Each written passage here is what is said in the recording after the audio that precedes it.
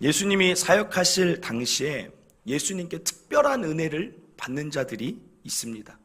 그런데 그 은혜를 받는 자들 보면 두 부류예요. 어떤 부류냐면 한 부류는 그들이 예수님께 먼저 나옵니다. 그래서 이해가 돼요. 간절하니까 예수님께 나오니까 예수님이 병도 고쳐주시고 귀신도 쫓아주십니다.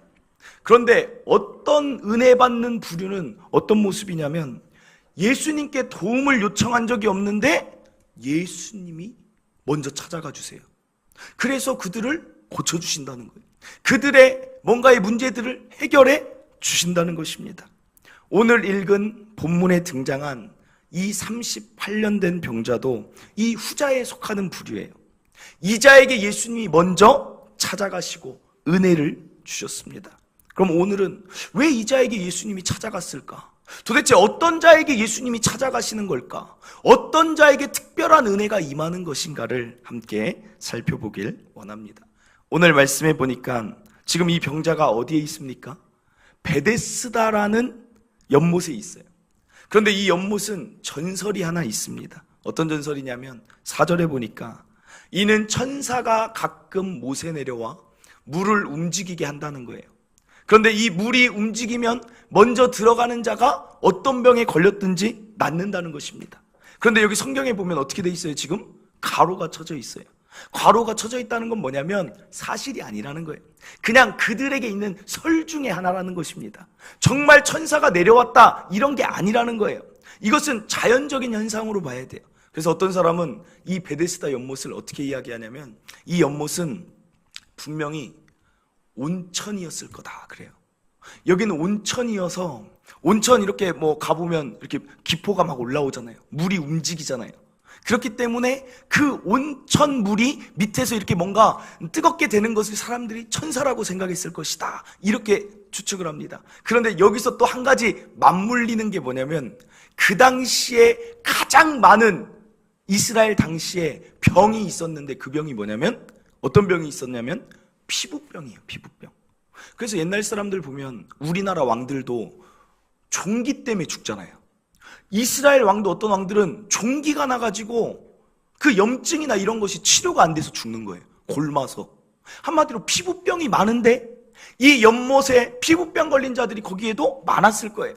그런데 또 하나 생각해 보면 중증 환자는 연못에 못 들어가요. 근데 누구는 들어가요? 거동이 가능한 피부병 걸린 자들이 들어갈 수 있어요. 그러니까 그 자들이 나음을 받고 내가 이 연못에 들어갔더니 어떤 병인지 몰라도 소문이 퍼지는 것입니다. 분명히 천사가 물을 움직일 때 내가 들어갔더니 나았다. 이 소문 때문에 지금 베데스다 연못에는 수많은 자들이 지금 모여 있어요. 3절에 보니까 그 안에 많은 병자, 맹인도 있고 다리 저는 사람도 있고 혈기 마른 사람들이 물의 움직임만 기다리고 있다는 것입니다. 오늘 은혜를 입은 이 38년 된 병자도 지금 여기에 있는 거예요. 낫기를 바라면서 그곳에 있다는 것입니다. 그런데 여기서 아까 드렸던 그 질문처럼 여기에 수많은 자들이 있는데 어떻게 이 사람만 나음을 얻었습니까? 방금 얘기하잖아요. 그 안에 많은 병자가 있다니까요. 많은 사람 중에 은혜 받은 사람, 성경에 이렇게 기록되어 있지 않아요. 거기에 베데스다 연못에 예수님이 나타나더니 거기에 있는 사람 다 나았더라 이렇게 하지 않잖아요. 그 사람만 나았다는 거예요. 도대체 왜 그럴까? 오늘 말씀 6절에 보니까 예수께서 그 누운 것을 보시고 병이 벌써 오래된 줄을 아셨다라는 거예요. 이게 무슨 말인가? 여기서 주목할 단어는 아셨다는 거예요. 어떤 걸 아십니까? 이 아셨다는 단어는 지금 딱 보니까 좀 오래 누워 있었던 것 같네 이 정도로 아는 게 아니라 그자의 살아온 모든 삶을 아신다는 거예요. 그자가 겪었던 모든 고통을 아신다는 거예요. 그자가 받았던 모든 괴로움 그걸 아시고 예수께서 말씀을 하셨다는 것입니다. 38년 병이 됐다는 거 생각해 보세요. 감기가 일주일만 걸려도 소원이 뭔 줄 알아요? 소원이 사람이 감기만 나으면 살겠다. 다른 소원이 많았다가도 감기 걸리면 내가 진짜 감기만 안 걸려도 내가 살겠다 이렇게 된다니까요. 근데 병이 38년이에요. 상상되십니까?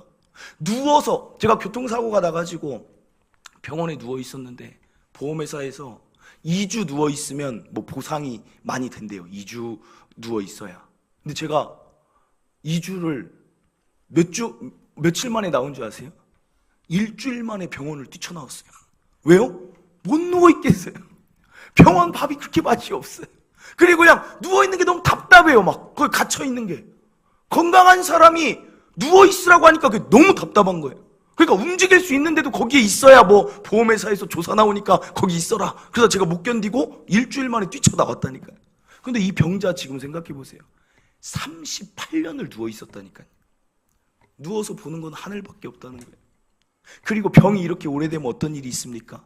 김병에 효자 없다고 주위 사람들이 다 떠나가는 거예요. 그 사람한테 뭘 바랄 게 있어서 그 옆에 있겠습니까? 그러니까 이자가 나중에 말할 때 어떤 말을 해요? 내가 넣어주는 사람이 없어서 내가 지금 여기 있다는 거예요. 한마디로 외롭다라는 말입니다. 그 안에 고통스러운, 그리고 때로는 원망이 있을 수 있어요. 왜 나는 여기에 태어나가지고 내가 이렇게 누워 지내야 되느냐. 그 자의 모든 고통을 하나님이, 예수님께서 오늘 아시고 찾아왔다는 사실입니다. 사랑하는 성도 여러분, 이 자에게 특별한 은혜가 임한 이유는 첫째로 무엇이냐면 하나님이 약한 자의 하나님이 되어주시기 때문입니다. 하나님은 약한 자를 보고 외면하지를 못한다는 거예요. 이것이 세상과 다른 점입니다. 세상은 어떻습니까? 약한 자 별로 신경 안 써요. 고통당하는 자, 사실은 신경을 쓰는 자도 있지만 그렇게 신경 안 써요. 우리의 눈은 언제나 어디가 있어요? 강한 자, 잘된 자, 잘 사는 자, 그 자들하고 또 친해지려고 노력하는 게 우리가 아니냐는 거예요. 이번에 선거도 보면 어떻습니까? 다들 그거예요. 문재인 대통령과 함께한, 다 강한 자 드러내면서 그 옆에 있으려고 뭔가 그런 게 우리 인간 세상이라는 거예요. 그런데 하나님의 눈은 그렇지 않다라는 거예요. 하나님의 눈은 그 약한 자, 고통받고 있는 자에게 향하고 있다는 것입니다. 이것은 이때만이 아니에요. 구약 성경을 쭉 보면 구약 성경 내내 하나님이 그러셨어요. 신명기 14장 29절. 그 당시에 약한 자가 누구냐면 기업이 없는 레위인과 내 성중에 거류하는 객과 및 고아와 과부들이 와서 먹고 배부르게 하라. 그리하면 내 하나님 여호와께서 내 손으로 하는 범사에 내게 복을 주시리라. 레위인이 약자라는 거죠. 이걸 보면서 레위인이 뭐냐면 기업이 없어요. 그러니까 누군가는 그들을 책임져야 돼요. 책임질 자가 누굽니까? 육적인 것을 담당하게 해야 레위인이 영적인 것을 담당하는 거예요. 그리고 또 하나, 거류하는 객이 누구예요? 객은 나그네를 말해요. 타국에서 온 사람들을 말합니다. 그러면 타국에서 온 사람들이 누굽니까? 오늘날도 우리 시대를 보면 더 이상 우리나라도 단일 민족이라고 할 수가 없대요. 지금 다문화 사람들이 너무나 많이 와 있어요. 다문화 가정들. 그리고 어떤 사람들은 때로는 우리나라에 불법 체류하러 왔어요. 그렇기 때문에 그 사람들 노동을 시키고 제대로 임금을 주지 않는데요. 그러니까 나그네의 삶은, 우리나라에서 미국으로 갔던 그 미국 이민자들도 삶 들어보면 어때요? 너무나 힘들다는 거예요. 그렇기 때문에 사람들은 기본적으로 배타적인 마음이 있기 때문에 약자들을 보호하는 게 아니라 이스라엘 시대에도 이스라엘 유대인이 아닌 약자들은 그들이 무시했던 것 같아요. 그리고 또 하나, 고아와 과부, 그들도 약자예요. 왜냐하면 옛날 시대에는 노동력이 가장 중요합니다. 그런데 힘이 없으니까, 근데 부모도 없어요. 남편도 없어요. 그러니까 더 약하게 본다는 거예요. 그런데 하나님은 그 약자들을 먹고 배부르게 하라는 거예요. 약자의 하나님이 되어주신다는 것을 신명기 내내 보여주고 있습니다. 신명기 24장 17절에 너는 객이나 고아의 송사를 억울하게 하지 말며 과부의 옷을 전당 잡지 말라. 이것을 법으로 만드신 이유는 뭐예요? 그렇게 한다라는 거예요. 사람들이 약자를 무시하고 힘들게 한다는 거예요. 그래서 아예 이제는 약자에 대해 하나님의 약속이 있어요. 어떤 약속이 있냐면 신명기 24장 19절에 내가 밭에서 곡식을 벨 때 그 한 뭇을 밭에 잊어버렸거든. 다시 가서 가져오지 말고. 왜냐하면 깜빡하고 한 곡식단을 못 베었으면 그냥 놔둬서 그것을 나그네도 먹게 하고 고아도 그것을 와서 먹게 하고 과부도 그것을 먹을 수 있게 하면 내가 너희들이 손으로 하는 모든 일에 복을 내리리라. 얼마나 사람들이 약자를 무시하면, 하나님이 아예 약자를 너희들이 잘 대해주면 내가 너희들에게 복을 내리라, 이런 말씀을 하겠습니까? 사랑하는 성도 여러분, 왜 이렇게 하나님은 강한데 약자의 편이 되십니까? 잠언 14장 31절에 이런 말씀이 있어요. 가난한 사람을 학대하는 자는 그를 지으신 이를 멸시하는 자요. 여기에 이유가 있는 거예요. 여기는 경제적으로 강한 자를 뜻하는 게 아니라 더 넓게 보면 경제적으로 힘든 약자, 마음이 정말 슬픈 약자, 뭔가 괴로운 가운데 있는 약자들을 학대하면 그 사람은 곧 뭐예요? 지으신 하나님을 멸시한다는 거예요. 우리가 약자에게 정말 함부로 하지 않아야 되는 이유는 그것은 곧 하나님을 멸시하는 일이 되기 때문입니다. 약자도 하나님의 형상이에요. 쉽게 말하면 옛날 분들 자녀가 막 7, 8명씩 돼요. 그러면 그 중에 꼭 약한 사람이 있잖아요. 그렇다고 주변 동네 사람들이 그 약한 내 자녀에게 함부로 하면 부모의 마음이 어떻겠습니까? 마찬가지라는 거예요. 하나님의 마음은 늘 약한 그 자에게도 공평하게 가 있다는 사실입니다. 사랑하는 성도 여러분, 오늘 38년 된 병자, 이 자는 하나님 나라의, 하나님의 관점에 약한 자예요. 하나님이 그냥 외면할 수가 없다는 사실입니다. 도저히 그 상황을 보지 못하시고 어떻게 합니까? 가서 내가 낫고자 하느냐, 일어나 걸어라 라고 하나님이 말씀해 주신다는 것입니다. 사랑하는 성도 여러분, 오늘까지 이 세상 살아가면서 얼마나 약자로 살아오셨어요? 얼마나 약한 부분들이 우리 가운데 많이 있습니까? 알게 모르게 쌓이고 쌓인 여러분들의 아픔, 알게 모르게 살다 보니까 쌓여져 버린 우리의 슬픔, 우리가 살다 보니까 쌓여져 버린 우리의 상처를 하나님은 아신다는 거예요. 나의 외로움도 하나님이 약자의 하나님이시기 때문에 우리의 외로움을 하나님은 아신다는 것입니다.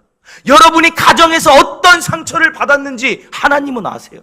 여러분이 사업적으로 어떤 것 때문에 관계적으로 직장에서 힘든지 하나님은 아신다는 거예요. 실제로 육체적인 질병, 그것 때문에 고통당하는 것, 세상 사람들은 아유 또 아프냐, 왜 이렇게 너는 약하냐라고 할지 몰라도 하나님은 그렇게 하지 않으신다는 거예요.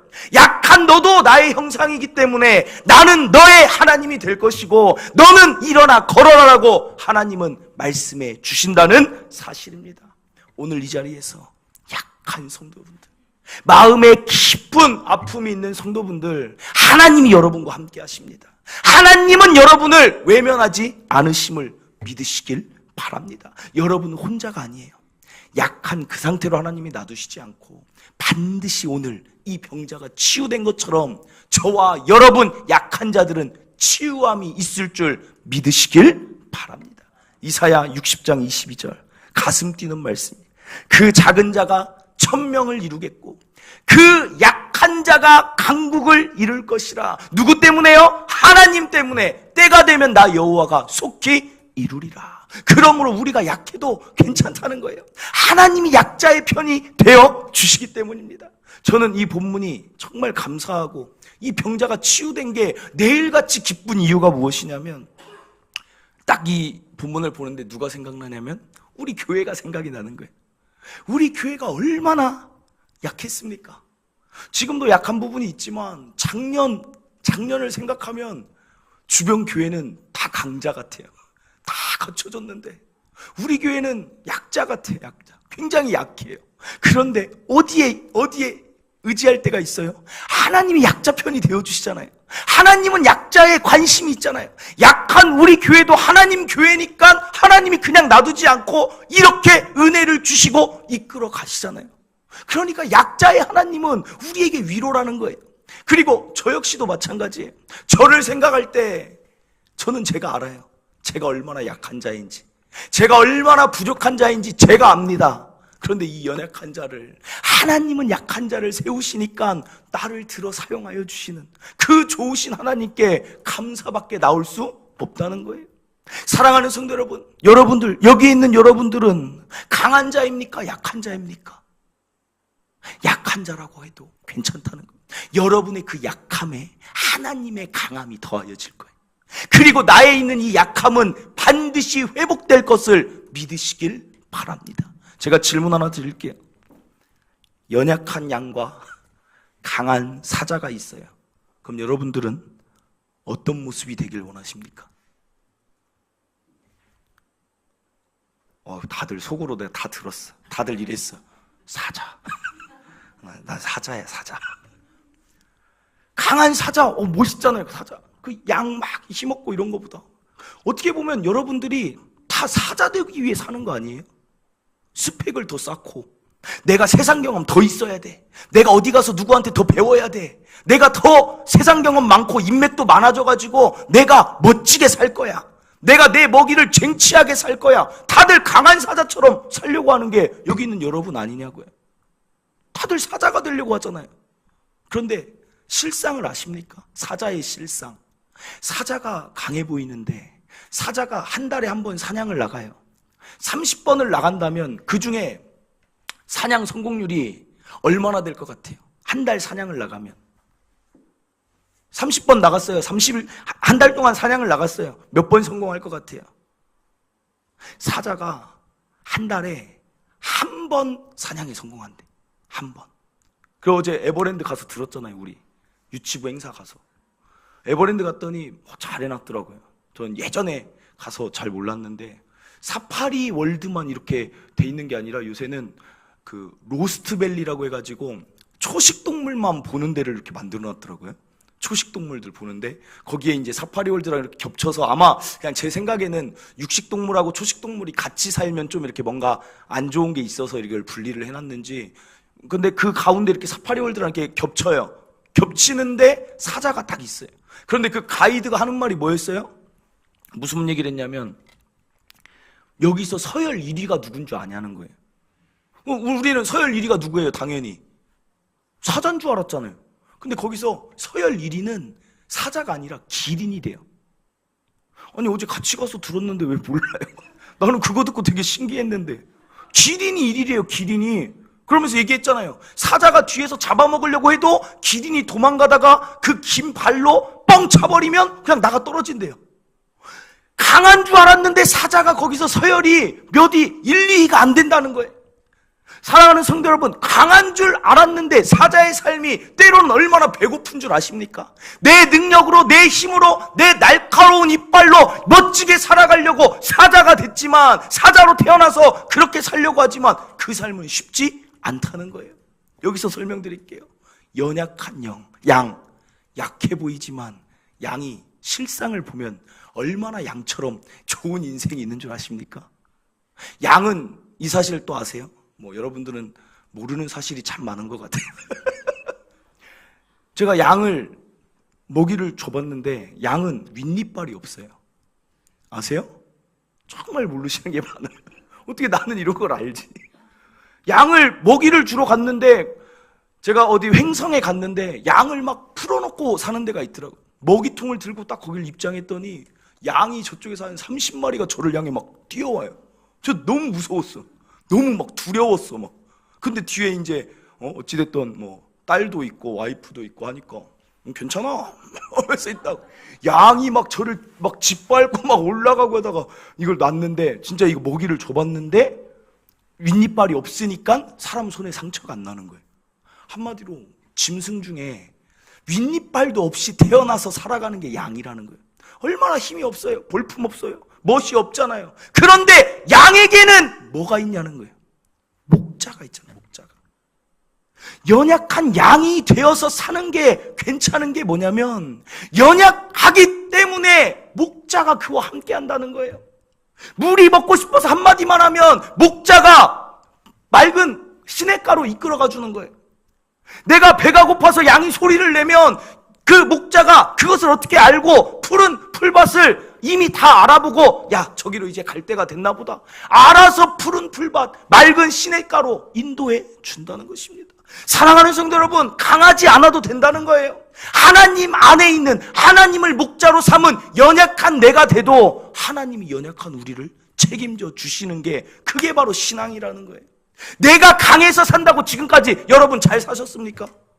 내가 열심히 해왔지만 내 삶이 내가 꿈꾸는 것처럼 만들어져 갔습니까? 아니잖아요. 약하지만 약할 때 강함 되시는 하나님과 함께 사시기를 간절히 바랍니다. 약해도 괜찮다는 이 말들을 여러분 가운데 위로와 소망으로 얻으시길 바랍니다. 약하기 때문에 더 하나님이 여러분을 함께 하실 거예요. 약하기 때문에 더 하나님이 여러분께 은혜를 주실 것입니다. 여러분은 반드시 일어나서 걷게 되는 역사가 있게 될 것입니다. 가정이 약합니까? 가정이 일어날 거예요. 왜요? 가정이 약하니까. 약한 가정에 하나님은 더 바라보시는 거예요. 아직 믿음에 구원받지 못하는 약한 자들이 있습니까? 약하니까 하나님이 믿음을 더 주시려고 더 목자가 일하여 주실 거예요.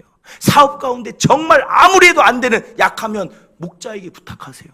목자, 당신께서 맑은 초장으로, 맑은 시냇물가로 나를 인도하옵소서. 그러면 하나님이 인도해 주시면 그 삶이 더욱 아름답다는 거예요. 약한 자의 하나님을 기억하시며 나의 약함을 약점으로 보지 마시고 이게 내가 하나님과 연결되는 연결고리구나 마음을 먹으시고 위로받으시기를 바랍니다. 둘째로 살펴볼 것, 왜 이자에게만 은혜가 있었느냐? 많은 병자들이 있었을 텐데 중요한 사실 중에 하나는 이 병자만 포기하지 않았다는 거예요. 어떤 걸 보면 알 수 있느냐? 7절에 보면 병자가 대답하되 주여, 물이 움직일 때 나를 못에 넣어주는 사람이 없어. 이게 현실이에요. 이 병자의 현실. 내가 가는 동안에 다른 사람이 먼저 내려가요. 한마디로 이자가 아무리 오래 여기 있어도 현실은 뭐예요? 누가 넣어줄 사람 없이 그냥 다른 사람이 먼저 뛰어 들어갈 거예요. 그런데 이자는 이 현실에서도 기다리는 거예요. 누군가가 넣어줄 때가 올 수도 있어. 38년이나 아팠으니까 나는 그냥 집에서 아파 있다가 죽을 게가 아니라 나는 저 물에만 들어가면 나을 수도 있어. 희망을 놓지 않는다는 거예요. 포기하지 않는다는 거예요. 그런 자에게 하나님은 은혜를 주신다는 거예요.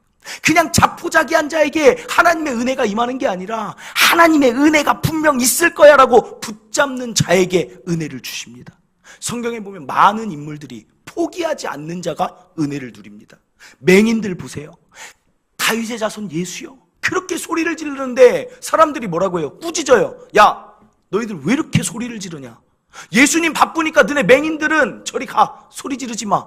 그런데 거기서도 나사렛 다윗의 자손 예수여, 우리를 불쌍히 여기소서.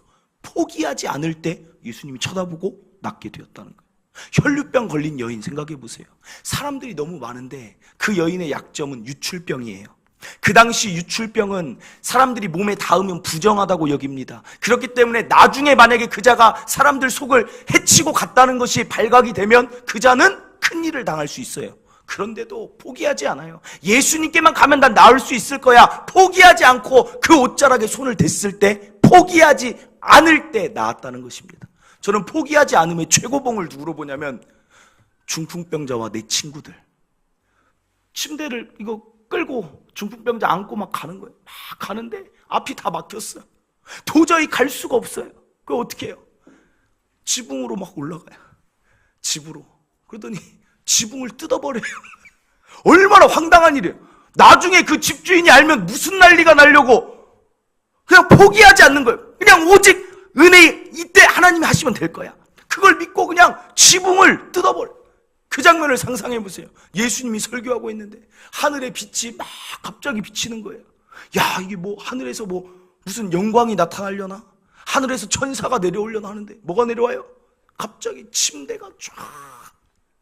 그리고 나서 예수님이 거기에 놀라시더니 일어나서 내 침상을 들고 네가 걸어가라. 내 죄 사함을 받았다면서 고쳐주시지 않습니까? 사랑하는 성도 여러분, 포기하지 마세요.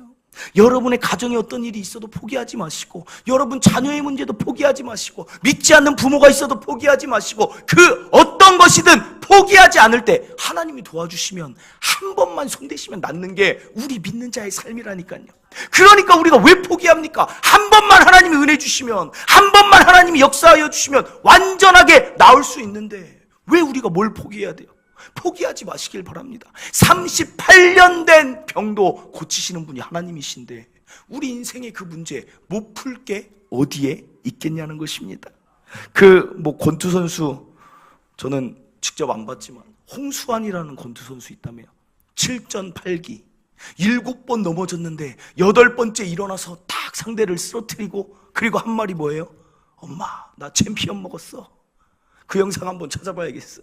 얼마나 그 세상 사람이 그렇게 포기하지 않아도 멋있는데 신앙 있는 사람이 왜 포기하냐는 거예요. 정말 7번 여러분의 삶이 지금 쓰러져 있어도 8번째가 있다는 거예요. 여러분 일어나게 하실 하나님의 역사는 여전히 유효하다는 거 믿으시고 나중에 하나님께 하나님 나 챔피언 먹어서 할 수 있도록 포기하지 않고 우리의 인생을 살아가시기를 간절히 바랍니다. 마지막으로 한 가지 더 살펴보면 은혜는 하나님께로부터만 나옵니다. 이게 무슨 말이냐? 베데스다라는 이 연못은 뜻이 있는데 히브리 말로 어떤 뜻이냐면 은혜의 집이라는 뜻이에요. 자비의 집이란 뜻입니다. 그런데 이 집을 잘 생각해 보세요. 은혜가 정말 있습니까? 경쟁시대예요. 경쟁시대. 사람들이 은혜가 있는 게 아니라 누군가가 만약에 물이 움직이는 것만 보면 재빠르게 거기를 들어가려고 무한 경쟁의 시대에 돌입하는 거예요. 은혜 있는 집이 아니라니까요. 그 이름대로. 그런데 오늘 이 병자가 그 경쟁에서 이기고 나음을 얻었습니까?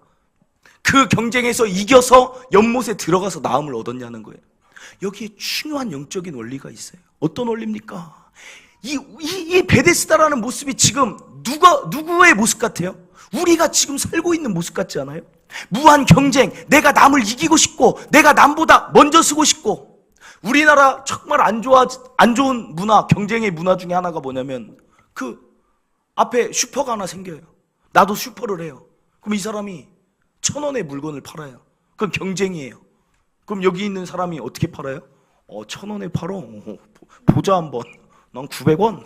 그럼 사람들이 그걸 또 어떻게 알아요? 야, 저기 900원이다. 막 몰려요. 그럼 그 밖에 있는 사람이 어때요? 허허, 이것 봐라. 나는 800원. 그럼 사람들이 또 야, 저 집은 800원이다. 막 다 몰리는 거야. 이것 봐. 나 700원 아니? 나 600원. 막 와가지고 몰려요. 그러다 어떻게 돼요? 둘 다 망해요. 이게 지금 우리나라 현실이라니까.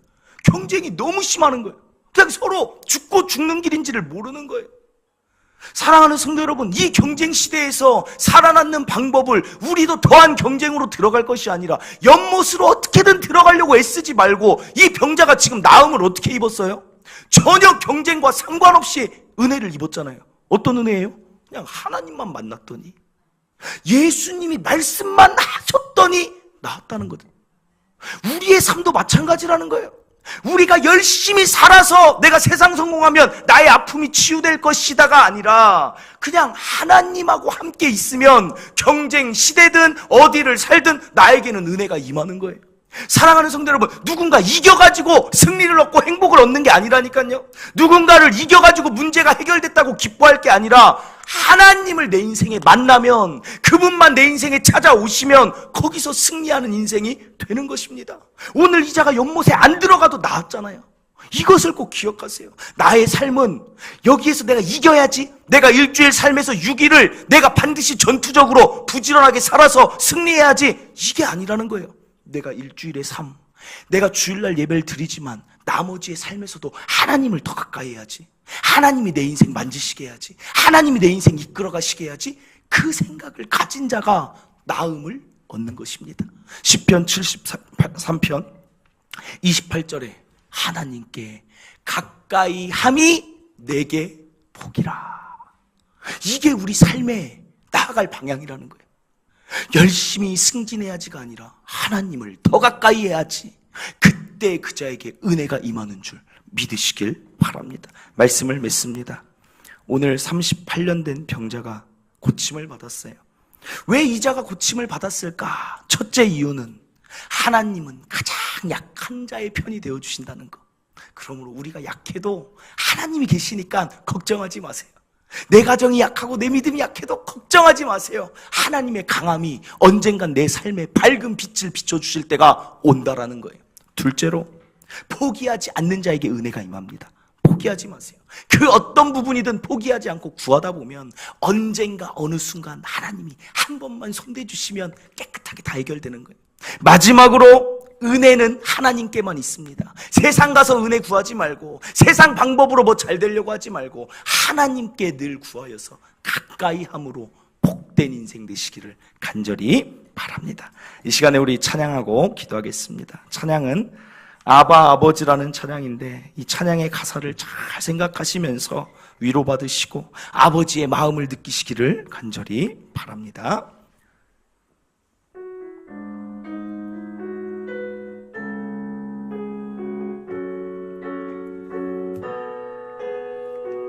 아바 아버지, 아바 아버지, 아바 아버지, 나를 안으시고 바라보시는 아바 아버지, 아바 아버지, 아바 아버지, 나를 도우시고 힘주시는 다시 한번 아바 아버지, 아바 아버지, 아바 아버지, 나를 안으시고 바라보시는 아바 아버지, 아바 아버지, 아바 아버지, 나를 도우시고 힘주시는 아버지. 주는 내 맘을 고치시고 볼 수 없는 상처 만지시네. 나를 아시고 나를 이해하시네. 내 영혼 새롭게 세우시네. 주는 내 맘을 고치시고 볼 수 없는 상처 만지시네. 나를 아시고 나를 이해하시네. 내 영혼 새롭게 세우시네. 아멘. 약해도 괜찮습니다. 여러분, 강해지지 않아도 괜찮아요. 내 힘으로 다 하려고 안 해도 괜찮습니다. 여러분 약해도 여러분의 약함을 아시고 여러분이 약하기 때문에 더 찾아와 주시는 하나님이 계시잖아요. 왜 내가 강하게 살려고 해요? 그냥 하나님 의지하면서 하나님 도움 구하면서 하나님과 함께 살 때 진정한 치유가 일어나는 줄 믿습니다. 내 삶에 그 많은 문제들이 있어도, 가정에 그 많은 문제 있어도, 여전히 해결되지 않은 내 안에 상처가 있어도 반드시 하나님이 해결해 주실 것입니다. 그걸 믿고 포기하지 마시고 하나님을 더욱더 가까이 하는 저와 여러분이 되시기를 바랍니다. 오늘 이 말씀 붙드시고 우리 주여 한번 외치고 간절히 기도하도록 하겠습니다. 주여!